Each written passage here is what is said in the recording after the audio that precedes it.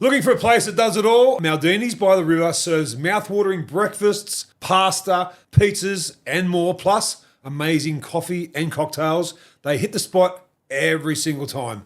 You're planning a special event? Well, their private function room and versatile restaurant are the perfect place for any celebration. Good food, good friends, good times, Maldini's.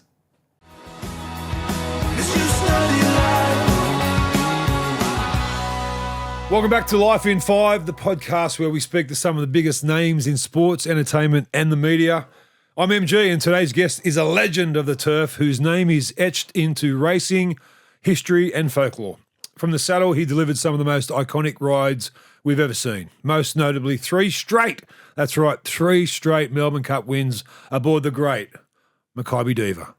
Fierce, focused and full of stories. It brings me great pleasure to introduce the boss. There's only one boss, and his name is Hugo. No, it's Glen. Glen Boss. MG, how are you, brother? Mate. Jeez, when you did that intro, I thought there was someone else going to come through the door.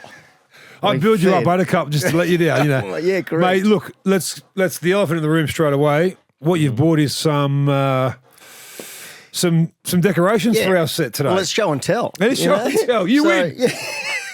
I've got Hands a picture down. of you, Wally. You're going, there's the king. Yeah, But that wins. Yeah, these Wow. I pretty know we're going to special, talk about all that, but this time of year, we've just gone through the Spring Carnival where you are at your most busy because you're not just a fantastic jockey who with a story to tell, obviously, after nearly breaking your neck or nearly being confined to a wheelchair for most of your life, but you're an expert in your field because you're very open, you're very honest, and you're transparent. And how'd you find the last 4 or 5 weeks of the Spring Carnival? Yeah, one of the best I've ever been to on this side of the fence. There's a lot of MG. There seems to be a lot of energy. A lot more young people engaging in our sport than I've ever seen. And I think this flow-on effect from the Everest, all the kids 100%. Are on social media, right? So they're just seeing this, seeing what's going on. And it's actually flowed on to other states. And obviously the big winner has been Victoria throughout the spring. Well, I know my kids, they age between 18 and 30. Mm-hmm. They all went to the Everest. Yep. And their mates all went to the Everest. Yep. And it seems to be, ever since this Peter Vellini's guy come along, who just happens to be a genius because the 2 sports that were still going in COVID, racing and NRL, guess who ran them both? Yeah, correct. Him. Yep. So, look, I think what they've done with the Everest, is it a game changer? I mean, I know that obviously 3 Melbourne Cups are sitting here and we're going to talk about each and every one of them. How's it changed the fabric of racing in New South Wales, do you think? Oh, it's innovative. It's brought new eyes to our sport, which is really needed, So, like MG, it's like all sports, you've got to evolve. Look at cricket when it went day-night, right? Yep. 2020. And there would have been, a lot of people were laughing, here they come, the pajama company, or the pajama cricketers, and it changed the sport, right? So if you're not innovative in your sport, honestly, to stand still and be happy with what's going on, you actually are going backwards. You think if you think stand back and smell the roses, man, you are going backwards from the point. You've got to be thinking about what can we do to engage new people? What can we do to have more eyes on our sport? Look at F1, right? It had to change. It was getting boring. Golf, and golf now live. So all these sports and young people just want this. They're stimulated very quickly. So you need to have that sort of mentality. We've just witnessed one of the best spring carnivals, as you mentioned, but Jamie Mellon. Yeah. I've been following her career for probably 10 years when she was in South Australia as Jamie Carr and been through some ups and downs. Yeah. And I'm thinking if they wrote a book about wrote a book and a movie about Michelle Payne, well, Jamie Mellon has to be a movie about her. Like what a sportswoman. But we've only just seen the tip of the iceberg. Really? Oh my God, she's not only is I don't look at her as a woman jockey. I just look at her as a jockey. Yep. And she is in the top probably 10 in Australia. Like she's that good. Who's number one? J-Mac is by clearly number one. Is he better than Purton? Oh yeah, he's different. Yeah, this guy. Yeah, Purton. I definitely got. But we're talking about who's riding in Australia at the moment. And Purton, don't worry, I've got him up there. He's superstar. But she has now gone into another level, and we are only just scratching the surface of how good this kid is. She is an intelligent woman, incredible horsewoman, but she's just got a great presence when she rides a racehorse. So She seems to be, her appetite for victory is second to none. And even in the Melbourne Cup, they showed you a vision of her going past her husband going, hey, see her son? Yeah. Yeah, but you got to have a bit of mongrel in you. Of course. You got to have mongrel in you if you want to succeed in any sport. And she's got a bit of that mongrel in her. And I think it's a couple of knocks along the way. Have big knocks. Yeah, because it's all not roses, smelling, it's all not like that. Sport is not like that. So you've got to be able to, MG, like, listen, it's not what you do when you get hit down, it's what you do next, right? You come up. You get up with a bit of mongrel and she's got she's got a bit of fuck. Yeah, bit of spunk in her. I know, which I love, because anyone who I've met along my journey that has been very successful, they've all got that little fire that burns in it. And someone knocks you, it's like, oh yeah, just throw that bit of petrol on there because I'll come back at you. Tenfold. Yeah. Well, one of the most pleasing things for me over the last 10 years has been the involvement of women's sport. Yep. It's been the NRLW, it's been the cricket, it's been the soccer, the girls, Matildas. Yep. It's been the jockeys who have just risen from the ashes to almost be, every time there's a race on, I go, where are the girls riding? Celine Gaudry, and where's Crowther, and there's Mellum. Well, forget her name now, it was Car Mellum. But these are the girls, you get Milnes, and you go to the girls first to see what they're on. Oh, well, I can sit there on it, not because I'm not participating in the sport as a rider, so I can sit there on a Saturday and watch races throughout the country, right? Just chilling out with my mates. And they will ride almost half the races around Australia collectively. That's huge, right? And 5 years ago, that was not happening. So they've come a long way in a very, very short time to have the respect of all the punters who now have Put their hard earned on them. Mate, they have no problem having it back in one.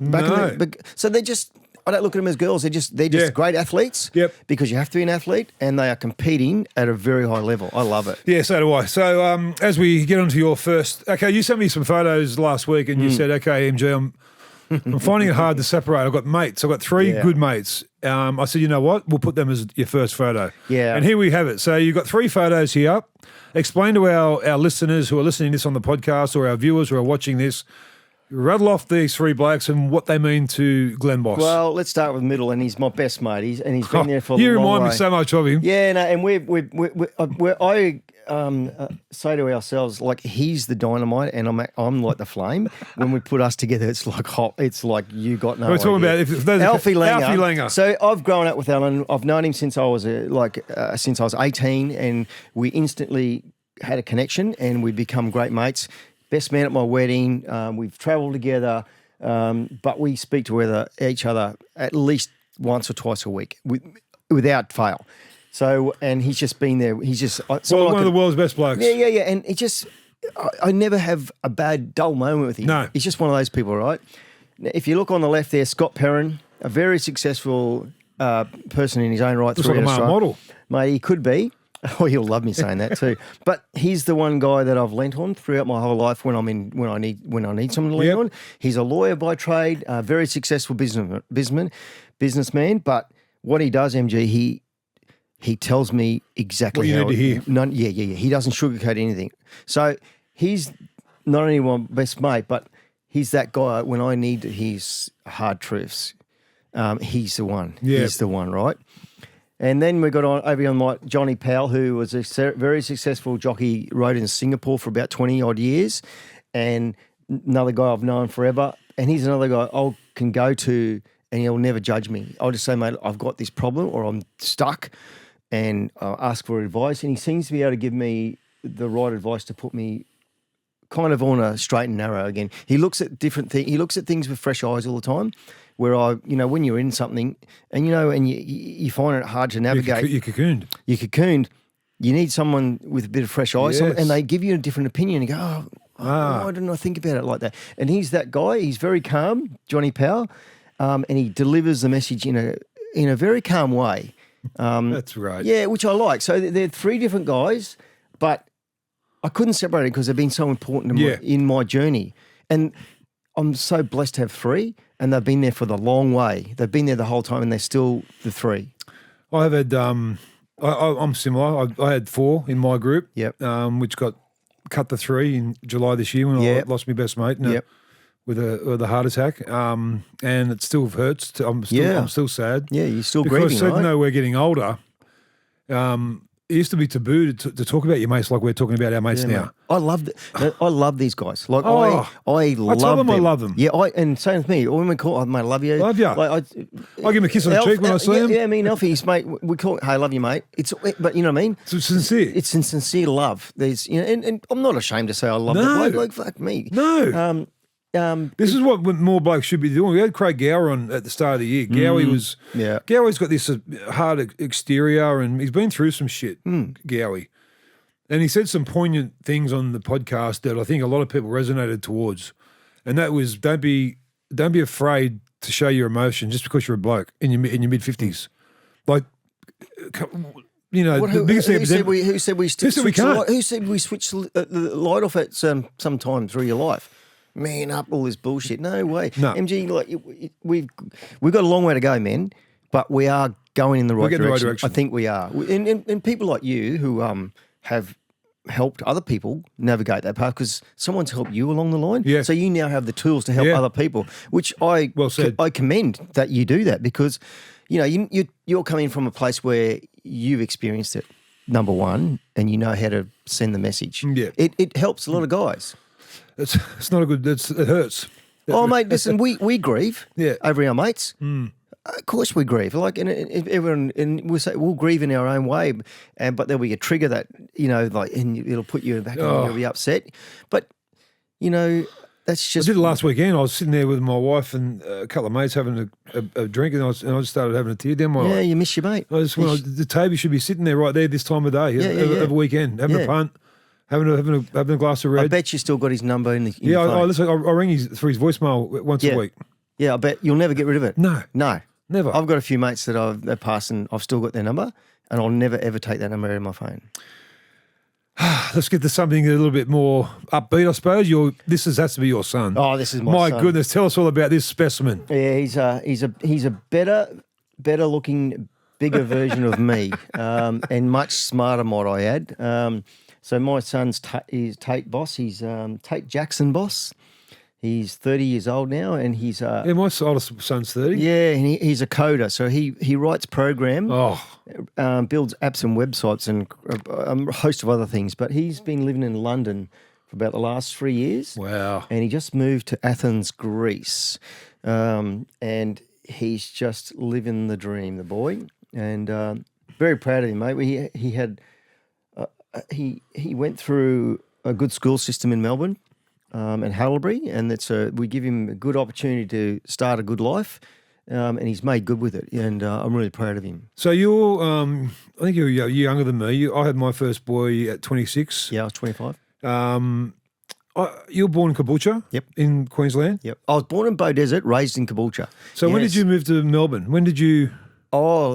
Okay. When because you're an apprentice up in... Yeah, I started in the bush up in Queensland, and then I moved to, when I was about 20 or 21, I moved to Sydney, and I lived here for about 16 odd years, Okay. And then you went over to Hong Kong? Yeah, I was travelling throughout the world, did some Hong Kong stuff, and then when I come back, I felt like a change, and I went to Melbourne, and I lived there in Melbourne for about maybe 10 years. Loved every moment of it, yeah. So I've been a bit of a journeyman as far as that's concerned, but I feel like I'm a bit... I kind of, when the urge come to do something, I didn't fight the urge. I went and done it. Yeah, I just went and done it. Yeah, wow. So what makes you, obviously we're all proud of our kids, but is it the fact that he's just gone and done something that you would never do? Yes, but I tell you, we used to have conversations when he was very young, and my conversations with him were, don't be a sheep.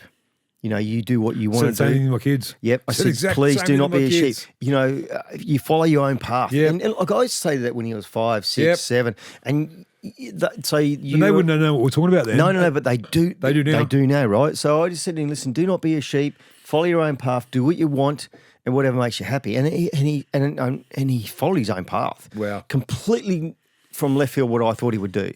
But so proud of him of that. He's actually his own man. And how often do you see him? How often do you get to see him? Well, I haven't seen him much in the last couple of years. He's been travelling the world. Is that sad a little bit? Yeah, it is a bit sad. But I suppose with technology these days, you FaceTime him every second day. But you want to cuddle him. I'm sad in one respect, but I'm happy because he's happy. He's doing stuff that I would only be dreaming of at a young man. Because, I was in my genre and when you're stuck in that one place and you're doing your job, where he's had this opportunity to Like, you know, one day he's in Germany, next day he's in France, next day he's in some, you know, like... Fantastic. You know, he's crazy, living his dreams. So I love it. I love it.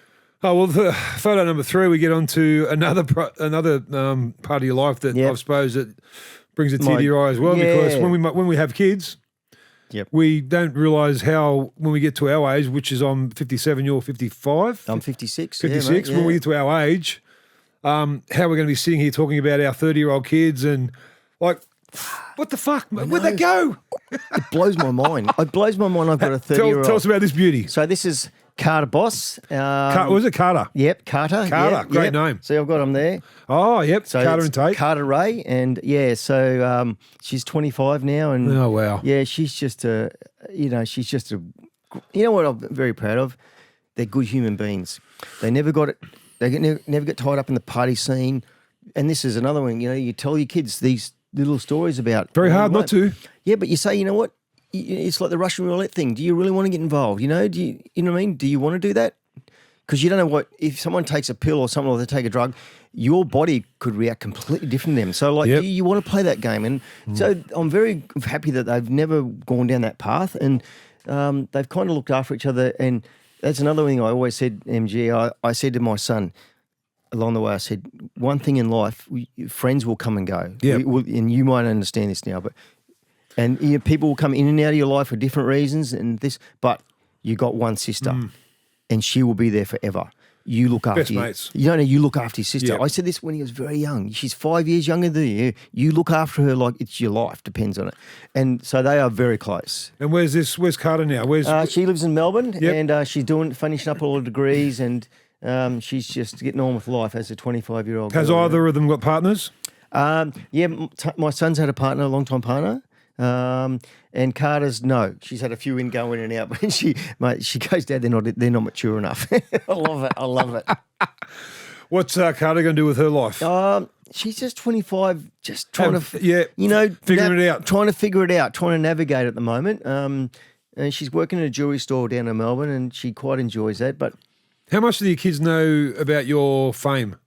Like, I mean, obviously in the sporting annals, you are up there with some of the best jockeys that have ever graced our shores and our planet. But how much do your kids? How much are they aware of how good Dad was? I think they were, you know, but when I was doing my real good stuff, they were only very young. So I think it's only when they get reminder or something comes up. When they Google you or something. Yeah, something maybe like that. But so when, but you know what? I never had photos in the house, like as far as murder. Never a jersey, never anything. I had a room downstairs where all that stuff was. I was never like that. So some of my ex-teammates and blokes I played with have got it's a gallery, a shrine. As you walk in the house, you're going, holy shit, where'd you get all this shit from? Yeah. They're going, where's your gear? I said, over in that corner there, you might see a picture of the night. Actually, it's out the back room, the 91 grand final, which is about this big. Yeah. Once I had kids, that was my number one priority. Yeah, well, and I was never like that. I didn't. You know, they had a trophy room downstairs. Well, you bring him in here for the podcast. I know, but this is part of it, man. This is you got to, you know, mate. So having beautiful, healthy kids is what we all aspire to, and you've got two of the best. Very, very and happy. Brings out. You can tell when you talk about them, you illuminate. Yeah, well, of course. Well, I mean, you know, you hope you've done a good job, right, as a parent, and given them all the right tools to navigate their way through life. And it's nice when they come out, when they get to that age, that they're actually quite responsible and they're good human beings, which is, I mean, that's all you can ask for, right? So it's hard to tell in these photos, but they get your height or mum's height? A bit of both. Okay. Well, a bit of both. My son's he's a bigger version of me. He looks like it's identical. Everything's the same, but he's just a bigger, and he's better looking. Which is good. Okay, we'll go to photo number 4, Bossy. And obviously this is someone very close to your heart. Tell us all about this picture and who it is and why it makes you real. Mark, this is obviously my dear mum, Lorraine. Yep. And obviously a very special woman. Like, you know, my mum separated from my father when I was very young, and she brought up four kids on her own. And, you know, just tough woman. We never ever went without, ever. So, she used to work a couple of jobs and blah. Yeah, I do. You know what they did, and Yep. quite inspirational. She got breast cancer and she beat that. And then she just went on this fitness tirade where she runs every day, she bike rides, and then she started getting a few tattoos. Love the ink. Mate, and she's amazing. How old's Mum? Can I ask? So mum's in her mid-70s. Wow. And just fit as a trout, and she does all that dancing, that rock and rockabilly dance. Oh, the twisters. Yeah, and that. They dance all night. Yeah, and she's very good at it. And the old car, all that retro. Big Chevy? Yeah, everything's retro, Like Happy Days. Yeah. But she was born in the wrong era.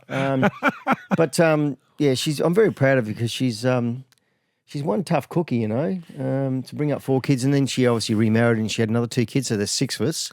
At what age did she get diagnosed with breast cancer?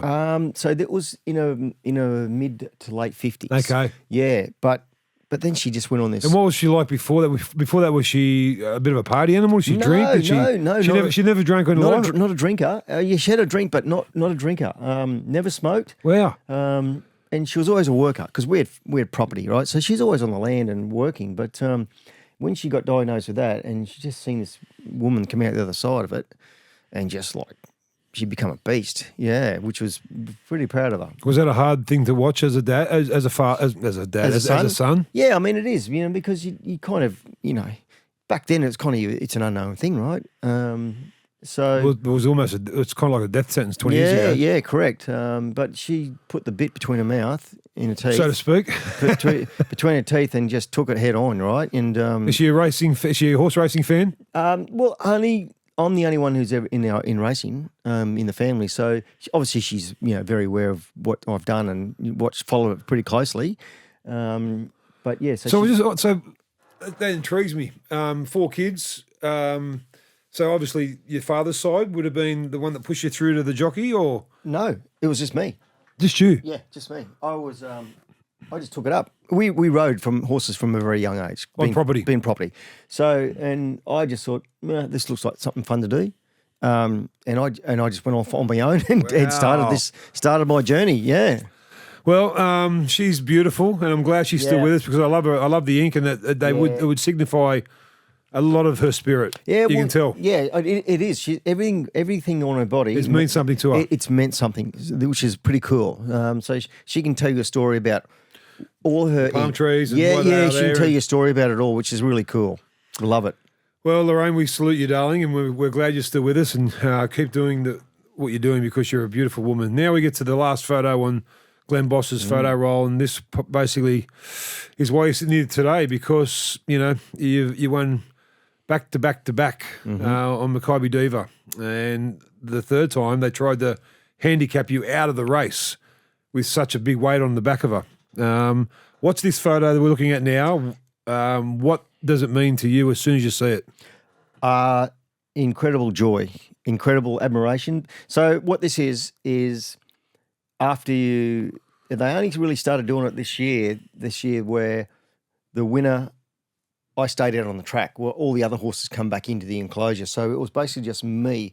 And what you don't see is the lead up to this. You can see the clock tower there, MG, in the back there. Sure can. I actually took her on the track and I stood her in front of 130,000 people, and they just, and it was like she had. Oh my God, it was mad. So you can imagine all those people, not one of them looking in your direction, right? So then I come back down, and then I have to come through the roses which we call the roses, the race. Yep. So I'm just now in front of all the crowd, and you can see, you can actually look at this photo. There's no one basically looking the other way. All their phones are out, and everyone's having. Is this 05? 20, yeah, 05. 05, yeah. 05. So this is her moment. You can see Tony in the top of the screen there, just waiting for, and Christine Sanick. They're waiting for me to come down. Wow. So there's just me and 120 odd thousand people just standing there and all looking at her and myself. So it's a pretty cool photo. Well, this is obviously the culmination, but what a lot of people don't see, and this is what Stephen Bradbury used to say about when he won that Olympic gold medal. A lot of people didn't see the work that I put in to get to this place, and I own this medal because of being. Well, he was one of 6, right? That's right. He was one of 6 in the world that qualified. That's right. To be to get an opportunity to win gold. That's right. Like, so, you know. But no one sees you here when you're overseas racing and you come back and then you break your neck, your rehabilitation, and you seem to go from strength to strength after that injury. Like, what do you remember about that injury? Like, and that's what really freaks me out about you guys and girls who ride horses, that basically every race there's an ambulance chasing you. Like, what the fuck? I mean, there's a massive chance that you're going to really get injured badly. Yeah. But, yet you still do it. Even as close as on Thursday, I was at the races and I was actually going from one function to another, and in part of that was walking across the track. And I'm standing at the track, and as a race was being run, and one of my best mates, Blake Shin, had a fall basically right in front of me. So I've kind of run out there, and it's a compound. So his bones his bones of his leg is actually coming out through his it was shocking. And the poor bastard is shaking, and we got him on the green tube. But, you know what I mean? Like, it happened right in front of me, and it's like this, the noise is, you can't imagine the noise that, because it would be like when you used to hit someone. All the air's come out of his chest. Yeah, but like used to, you know what I mean? Yeah, shoulder charge. It's that noise, you know. And I heard it, and I thought, they're brave bastards. But I mean, you know, yeah, it happens in our sport. But what do you think when you look back on your career, which you retired in 21? Yep. At 51, 52? 52. How does Glen Boss want to be remembered as a jockey? What's the one thing that when people talk about you as a jockey, you hope they say? I've told a lot of people, and this is a true statement, I was never a very good jockey. I would name 20 jockeys better than me, but I was a very good horseman, and I understood the animal. I could read their biorhythms because I grew up with them, right? So I knew them on a different level than most people. So I become a good horse person, and that's what probably I extracted a lot out of myself. Like the avatar, you connected to them. Yeah, I mean, that's, you know, but, you know, I could look at them and read I could just read them, and they could read me. But so I felt like I extracted a very lot out of my physical body because I was never a good jockey. I'll put it down. Okay. But I had and I was a good learner, and I worked hard. And I think I extracted a lot out of myself, which is, you know, I've seen people with a lot more ability than me and a lot more natural talent not get to those heights. Yep. But somehow I got to those heights by just working my ass off and just applying myself and, you know, doing the right things, you know. I mean, that's all hopefully people remember. You don't have to like me, MG. Respect me. But respect me. Yeah. That's the one thing. I'll just respect what I do. I'm with you, mate. I'm with you. I've got my 3 mates, which I can go and have dinner with. I'm with you. And I've got other acquaintances. You don't have to like me, but respect me. Listen, I don't have to be your friend, but just respect what I've done. Well, them photos were awesome. I knew that when I asked you to do this, it would be exactly what it was. It was transparent. It was open. It was emotional. And that's what I want from my guests, that you bring the photos that you want to talk about. You know, obviously I know a lot about your career because I love the races and stuff, but I'm about to ask you my favourite part of the show when I say to you, give me 5. So I'm going to ask you 5 questions, but before I ask you the questions, I want to quickly ask you 3 quick questions. Yep. The best jockey you've seen, the best trainer you've seen, and who will be the best jockey in 10 years from now?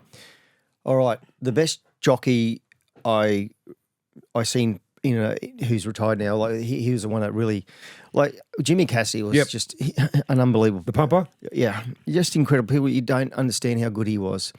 And he just kept rising from the ashes. He did? Oh my God. His story is incredible. So hats off to him because I just love him as a human being. The best jockey I think we'll ever see is this James McDonald. Wow. He's the best jockey in the world and has been over the last 5 years, I think, or 4 years, he's been voted. He's just going to keep rising. Oh, he's a young kid. He's in his mid-30s. Yeah, he's going to go. And he's a juggernaut. He's going to set the bar. MG's like when every 20 years or 10 years someone comes along and they're different, he's that kid. And he's going to set this bar which all other people are going to try and have to aspire to get to. In WA, it's Pike. But I get back at him. Yeah. Oh, come on, William. Back pike, drink what you like, mate. Yeah, You've all been that quiet stuff, lately, yeah. William. I know, but this bloke's Well, just, I know, he's but just different, What mate. about trainer? Who's the best trainer you've ever seen? Oh God, that's a good list. Well, in recent times it has to be Chris Waller because he's just Freak, isn't he? He breaks records for fun, and he's how he's across everything at such a high level all the time freaks me out. Yeah. Like Gay Wardhouse was that, but this bloke's it's gone another level. And like I said, that's the evolution of sport, evolution of business, right? But I've ridden for some of the best, like Bar Cummings, and TJ Smiths and all that. But I sit back and watch this Chris Waller and just Marvel. I marvel. Yeah. I marvel. I do too, and I'm not a jockey or a horse. No. I think his work ethic is second to none. Yeah, like I said, I've been involved with some of the best, and ridden Group 1s for the best. But this guy, I sit back and just simply go, wow. Yeah. You know, which the other guys I kind of didn't do that with. You know.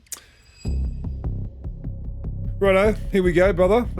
This is good. Number one. I haven't practiced for this either. Well, I know I haven't. The favourite band and song. Oh well, In Excess is my favourite band, me too. mate. Like Me too. You know, good Australian band who done amazing things. I've actually DM'd John Farris about a week ago to try and get him on this on the podcast. Yeah. Because I just love NXS so much. Oh. Kirk Pengilly hasn't answered my DM. Come on, Kirk. Come on, mate. Come on, boys. Let's go. They're a great Australian story, aren't they? Are they? And Northern their song, Beaches. Yeah, that's right. One of the most successful bands in history. Do you know the first album I ever bought was The Swing Yeah. in 1984? Yeah. I was 17 and got my first money from my paycheck and bought a stereo and bought the Swing and put it on headphones in the stereo and played it all night. Yeah. And they're my favourite they're band. one of the first concerts I can never remember going to, like a proper concert, you know, when they were airborne. And so they have to be because every time I put their music on, Makes you feel good. I smile. Yep. I swear to God, I just smile. If I'm in a shit That's a mood, really good way to describe I just them. put their music on and I'm instantly happy. You might know how. What about, is one of the song, one of your favourite song Oh, theirs? Tear Us Apart. It's just like such a like me. big, but the story behind that song, how he wrote that song in like literally 5 minutes. Yeah. He's a genius. Sitting in Hong Kong. Genius. And they just wrote this song. And it's like, we've seen a lot over our lifetime, and a lot's changed because of streaming. What's your favourite ever TV show? that's a quiz. That's a good one because I'm not a TV watcher. Are you streaming anything at the moment? Not at the moment. Breaking Bad I got kind of into. How good. It was good because I fell in love with the characters. And he looks a bit like me and you. Yeah, I know, but Walter White. they made it look so real. Heisenberg. Yeah, but... And what about the prelude, something about Better Call Saul? That's right. Watch that. It's another one. Yeah, Better Call Saul. You got engrossed in their character because they actually made it look so real. Oh, great actor. So you actually fell in love with their character, you know? So I kind of like that because of... when you're looking outside and you kind of look at their genre, how they can make it so believable. Yes, I know. That's a great acting, isn't it? That's what I like. Yeah, I'm with you. They made it so believable. Yep. Yeah. Favourite film of all time? Have you got a favourite film that you've seen when you were a kid or something of late that's just tickled your fancy? When I was a kid, Top Gun was a great movie. Number one, 86. Mate. Oh, everyone wanted to be Maverick. I'd name my son Maverick. Yeah, but Top Gun was like the first time I went to a movies when I was a kid. And Tom Cruise, larger than life. Val Kilmer, but yeah, I know, but wow. You go to anyone, go on anyone, go and watch Top Gun. The original? The original. Oh, the soundtrack. Yeah. Kelly McGillis on the motorbike. Yeah. And everyone wanted to, she was hot. All you want to do is just, oh my God. You want to be Tom Cruise. That's what you want to be. Yeah, that's what you want to do.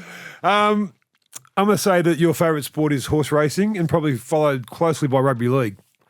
What else do you love? What else other sports do you love? Are you a mad Bronco? Oh, of course, mate. Yeah. Mate, if you cut me, it's Bronco. What a win in the grand final. Oh, how good. I'm into my AFL. I love all those sports. What a year. What a year you had in Brisbane. Oh, my God. The Unbelievable. NRLW, the AFL, the NRL. What's in the water up there? Queenslanders, as mate. Kevin, as Alfie would do. Yeah, it's fucking Queenslanders, mate. We just built different. You are built different. I like watching a lot of sports at a good level, but AFL, rugby league, and racing are my three. Yep. I really watch. I'm Nothing better on a Saturday. Yeah. So you've like in the middle of the footy season, and you've got Super Saturday on one TV, the horse racing on the other. You got about 8 or 9 mates over with their wives and their kids, and some are in that room, some are scattered, having a punt, having a beer. Yeah. It's just that's being an Aussie, isn't it? Mate, that's it. It doesn't get any better than that. I'm telling you. I'll tell you about how Aussie it is. I watched the deciding. I watched the deciding State of Origin at the Purple Pub in Normanton, surrounded by all these black fellas and that. Where at? In Normanton, right up top end of Queensland, mate. And it was all these black fellas around me, and they knew every player on the. It was. And I'm looking around, and I swear to God, it doesn't get any more Queenslander than this. You know what I mean? It was the best night of my life, and because we won. Because we won. You. But I'm telling you, it was what a wonderful night. Yeah. It was great to be a Queenslander in Normanton. You've met some famous people, Bossy, but who's the most famous name in your phone contacts, do you think? Oh, geez, that's a good one. Because these aren't questions I've been rehearsed or anything. No, this is cold. Geez, hey. You got 5 minutes till your plane takes off, so you better hurry up. No, I don't like mentioning names, but you've got to. I've got all the good trainers there. Bart Cummings was back in there. Shane Warne, and I've still got his number. Warnie, because I played golf with Warnie. Yep. And I've still got his number in my phone. And I will never, ever get rid of that number. I actually was with him the day the day before he left at Capital Golf Course. Played golf at Capital. He loved his golf. Oh, he was great. And he looked shiny. He looked unbelievable. Best I've ever seen him look. And he was like, Bossy, can't wait. I'll see you in about 3 weeks. I'm going away. Can't wait to see you in 3 weeks' time. Wow. Good on you, Warnie. Hug. See you, mate. When he left, I thought, it's the best I've ever seen him look physically. Wow. Yeah. He looked like a shiny diamond. He's a good Aussie. Best. Jeez, what a good Aussie. Like just a larrikin, went through dramas, come back from adversity, became a fantastic commentator after being our best spin bowler of all time. But he's just one of us. Just one of us. But he's just one of us. Yeah. With a massive profile around the world, but he was just like one of us, and loved him for that. Well, it's the first time on the MG Life in 5 we've had about $1 million worth of props on our desk. How good are they? So I have to be security guard when you go home tonight. But Bossy, mate, you're a star. On behalf of Lily Pilly Wines there in Leeton, I want to wish you a big thank you, mate, I appreciate for coming on the podcast today. You've been so transparent. You stop it. This is an absolute Thanks, ball, brother. Mate. MG, this is I know I come on your podcast, which is fantastic. Who's the boss? And now you said you come on mine, and you're a man of your word. And the photos today are a little snippet into your life, but I know how transparent and how much a family man you are. So thank you so much for this busy schedule you've got to spend some time with me. Yeah, mate, I really appreciate it. Thank you, brother. Thanks, brother.